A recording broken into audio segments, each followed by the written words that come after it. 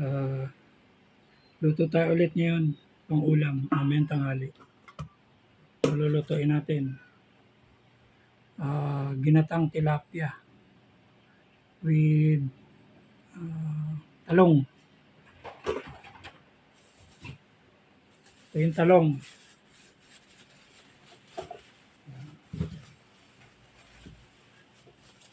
Ito yung talong.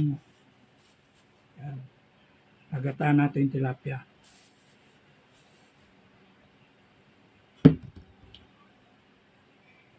So, lagay muna natin yung mga ingredient katulad ng bawang, luya. Tapos isasalang na natin sa kalan.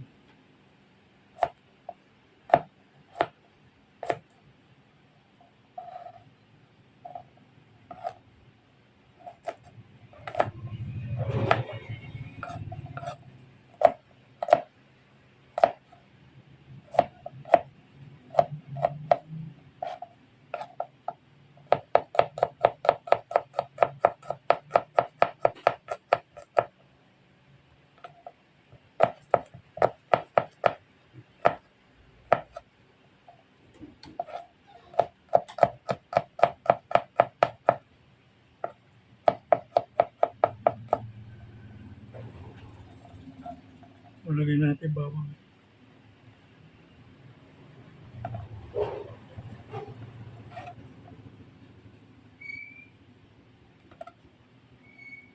So, bali papaksiwin muna natin siya ulit.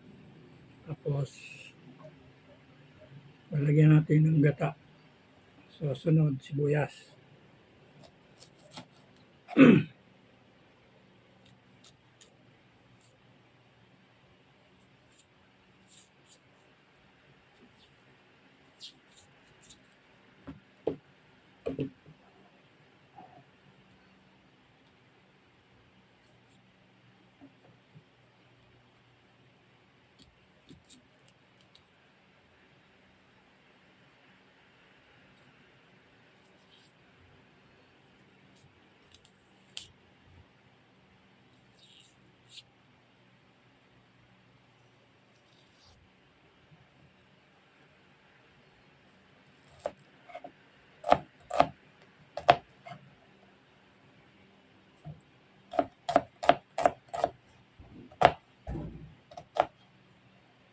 Sakit sa mata ng sibuyas.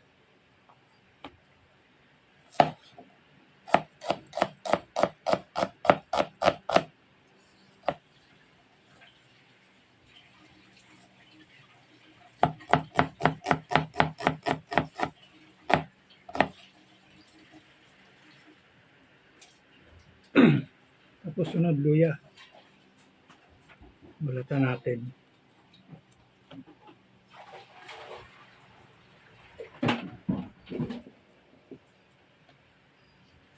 Sakit sa mata ng sibuyas. Nakakahilam.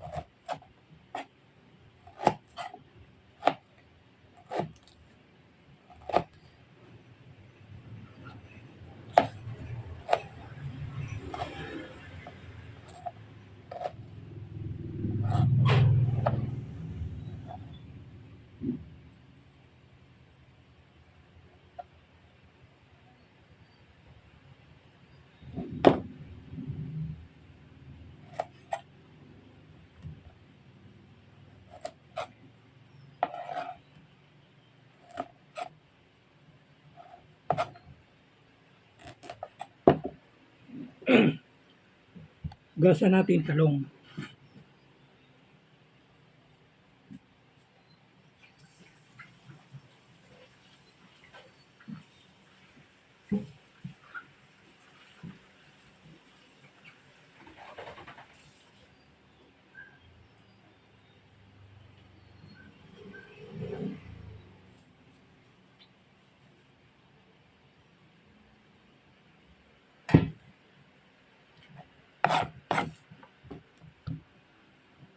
So, pagkahiwa natin ng talong, lagay natin muna sa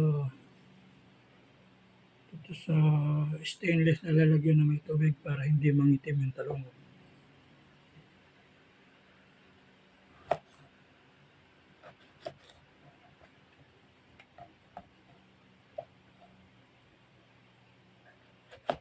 Lagyan natin sa dalawa.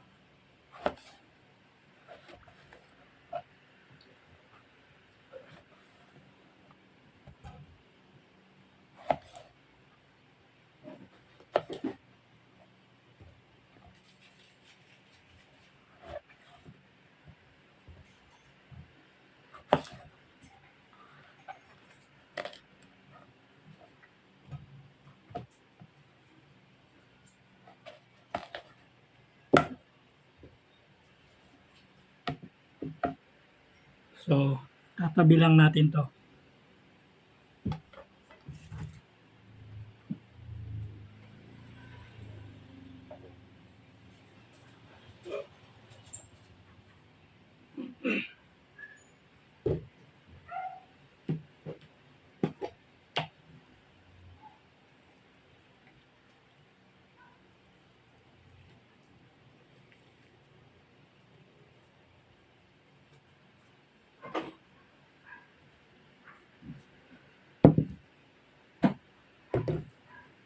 So, lagyan natin paminta.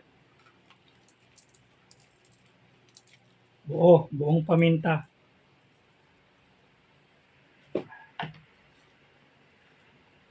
Tapos, dahon ng laurel. Tapos ito,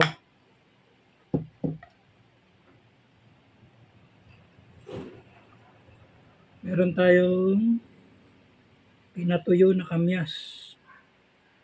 Dagdag asim din. So, lalagay na natin.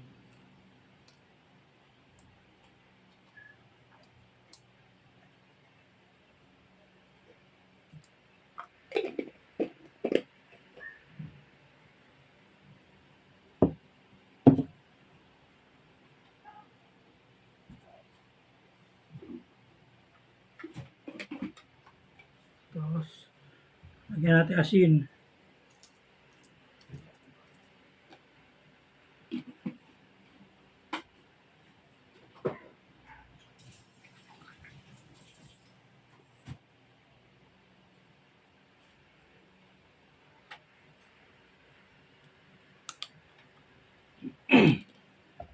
Tapos, lagyan natin suka.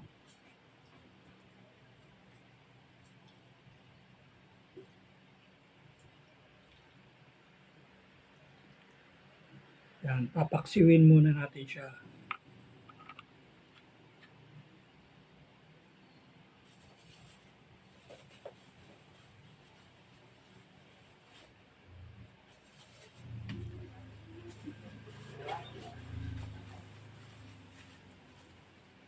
Tapos, itong nyug natin, dalawa. Ito yung pangalawang piga na may tubig. Ito yung unang piga na walang tubig. So, ang ilalagay natin dito, kaysa maglagay tayo ng tubig na galing gripo, ito na ilalagay natin.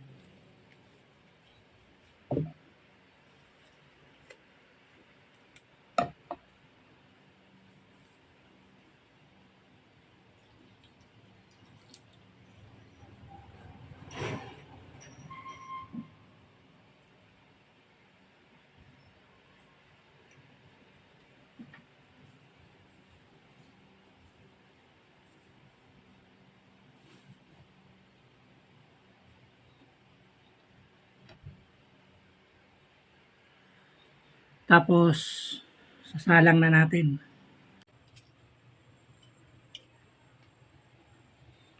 So, kasalang na siya. Ikot natin. Yan, nakasalang na siya.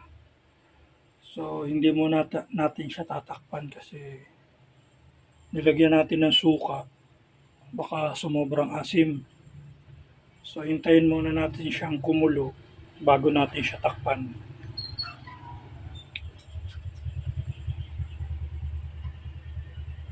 Yan na.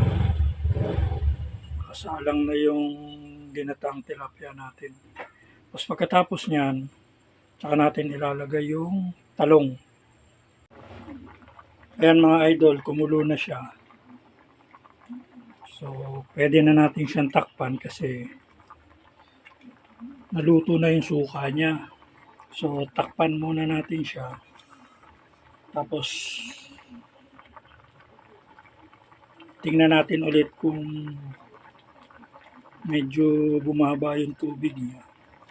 Saka para maabot na rin ng kulo yung nasa ibabaw para maluto. Tapos, susunod natin ilalagay yung talong saka yung sili na pangsigaw.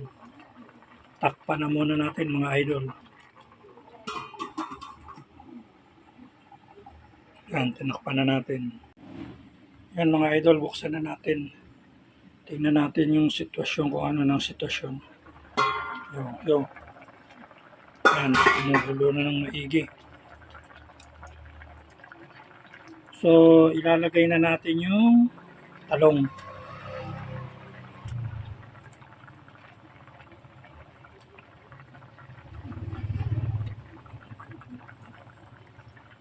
Kasama na rin yung siling haba, pangsigaw.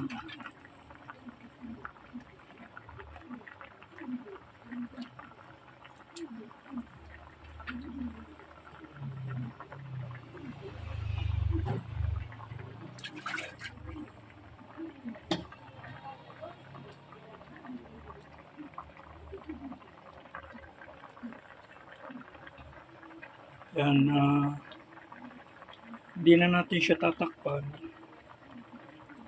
para mag-evaporate yung tubig niya. Humupa-hupa yung sabaw, tapos tsaka natin ilalagay yung kakanggata para magmantika na siya.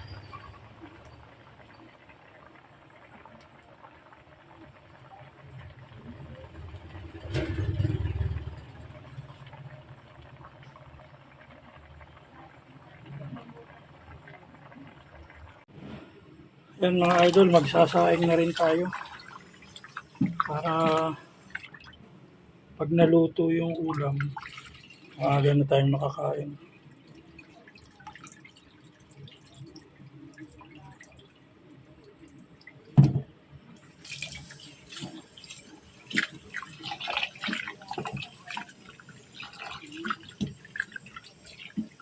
Bali yung sinaing ko na to,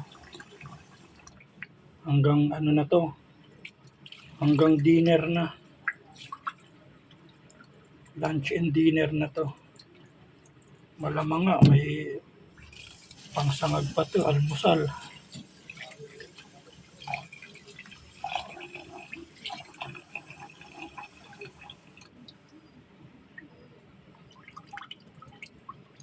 Yan, ganyan ako magsukat ng tubig para hindi ganong malata. Yun mga idol, medyo tuyo-tuyo na siya ng konti, medyo wala na siyang sabaw. Kaya ibubuhos na natin yung kakanggata.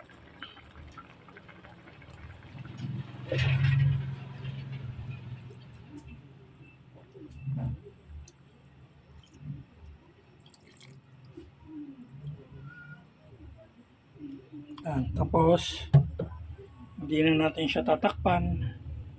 Hintayin na lang natin siya magmantika, pakuluin ng pakuluin para magmantika ulit.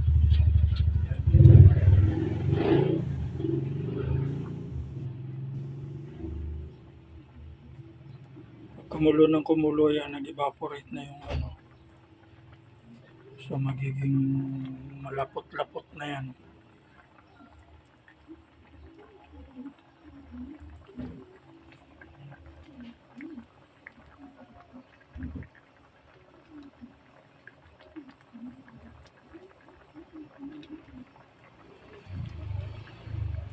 So mamaya, titimplahan natin yan mamaya. Kung ano pa kulang kasi hindi pa pwedeng ano yun kasi medyo hilaw pa yung gata niya eh. Yan mga idol, continuous natin pakuluin. Then, ihinaan natin yung kalan. Hinaan natin yung apoy ng stove para hindi manikit. Yan, para hindi masunog. Total, paigahin na rin lang naman natin yung gata eh. Yan.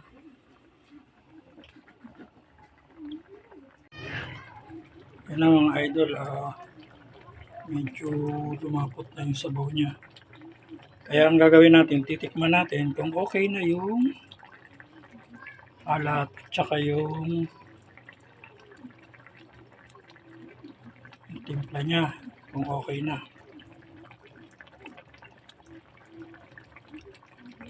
So okay na. Wala nang remedyo, hintayin na lang natin. Magano tapos. Okay na siya, luto na yung talong. Tapos medyo iga-iga na siya. Yan. Papatayin na natin siya. Patayin na natin yung stove. Yan, patayin na natin. Tapos mamaya, hain natin dahil maglo-lunch na, kakain na tayo. Ito na mga idol yung niluto natin. Ginataang tilapia na may talong. Tara, kain tayo.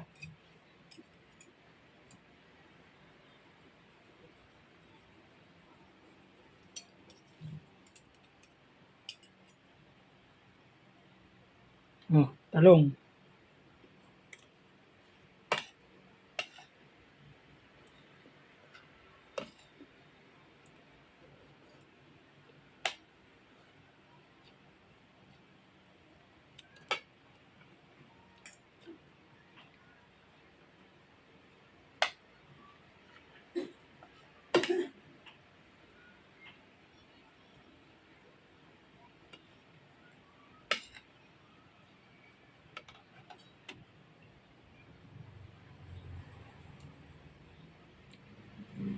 Ay, hanggang dito na lang mga idol. Bye-bye.